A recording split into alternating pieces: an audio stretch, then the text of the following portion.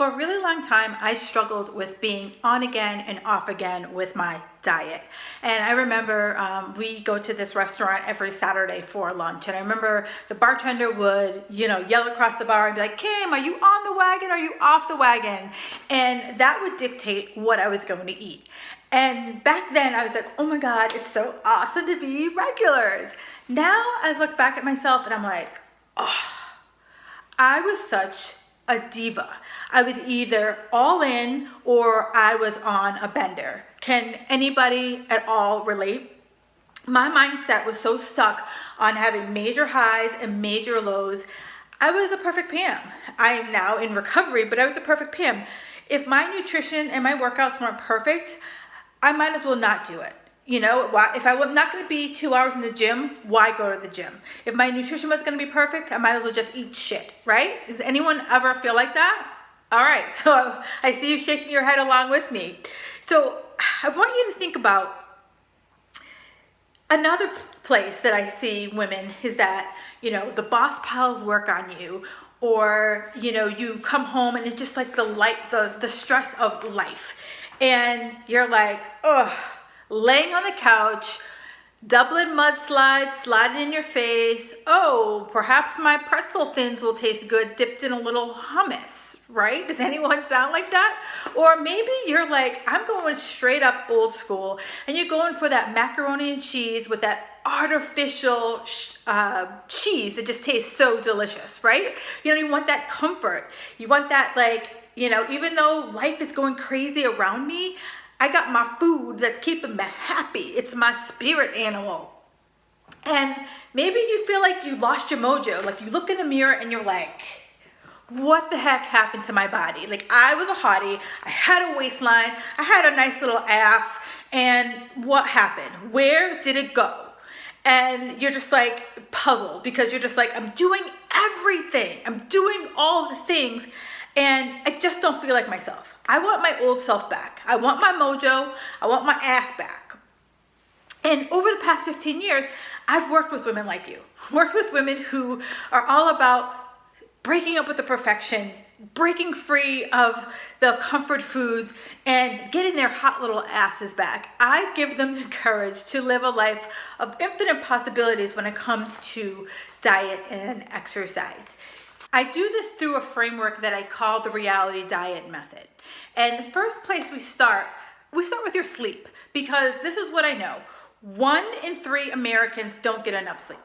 And when you don't get enough sleep, we all know you're not making good choices. You're sleepwalking through the day. You're just going from caffeine fix to sugar fix, and you're not making smart choices. So when we start with how do you get a good night's sleep? And it starts with having a bedtime like a 9-year-old and putting yourself to bed and making sure your bedroom is all about 2 things, sleeping and sex.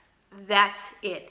The other thing I find is that if you set your temperature to about 62 degrees, it's just enough to make you want to snuggle down underneath the covers and not too hot and it's not too cold. It's like Goldilocks. And then we move on to stress. 40% of people lay awake at night because of stress. It could be that 5-figure credit card bill. It could be your boss. It could just be the stress of life. You're just laying awake, bing, staring at the ceiling. You try to count every animal under the sun and you're still not sleeping. So the best thing I tell people when you can't sleep and you're stressed out, pick up a piece of paper and just write out all the things that you're thinking, because once you get it out of your brain, then it goes back to step number 1. You can start to get some sleep.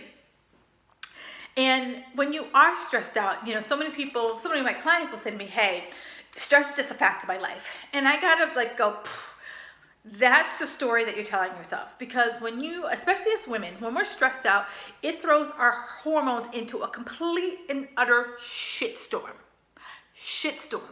And it makes us store fat because our hormones are saying, hey, we're in danger. We need to store fat, especially in our belly, to help protect our wombs for in case we ever want to get pregnant.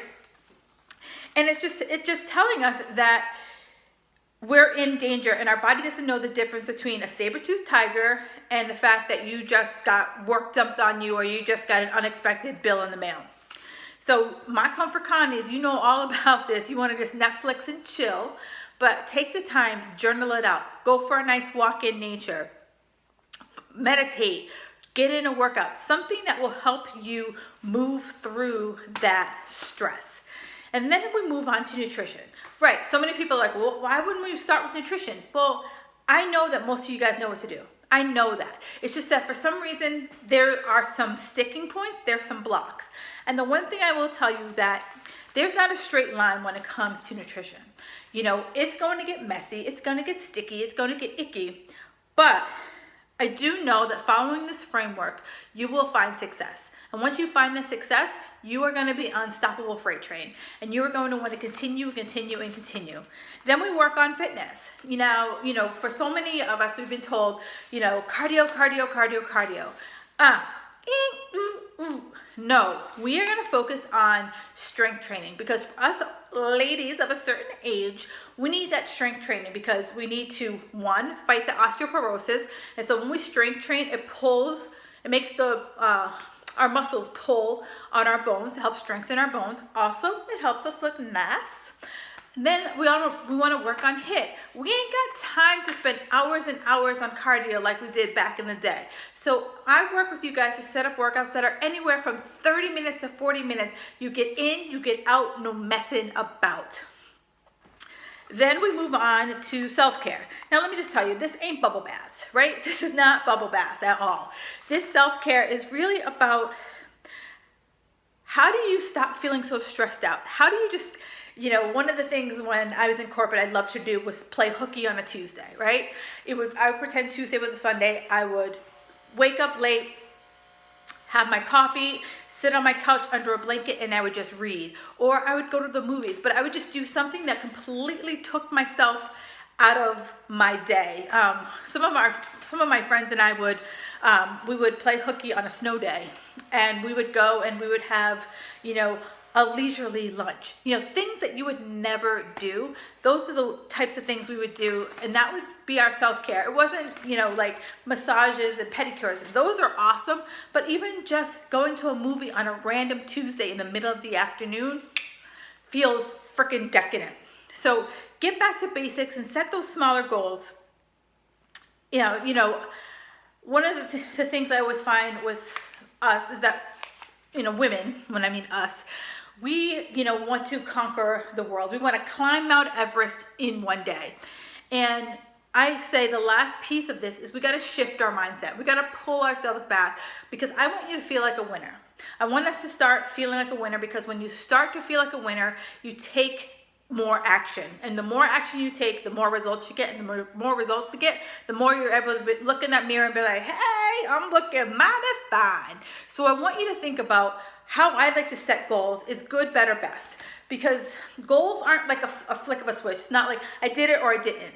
But there's levels. So good is like, what's a good goal? What's a better goal? And what's the best goal? So if you were to say workouts, I would say, you know what? A good goal is 3 times a week. A better goal is 4 times a week, and an okay goal is 2 times a week. And if I got 2 times a week, I could feel like a great person. If I got in my best goal, I feel like a rock star. So that's the rough framework of the reality diet.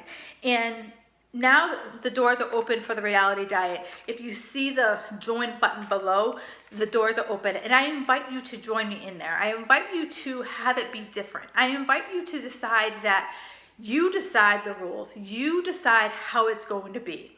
And I hope that you join me in the reality diet. If not, if the doors aren't open, do me a favor, hop on the waiting list, because when I open it up, you'll be the first person to hear about it. Have a fabulous day, and I'll talk to you soon.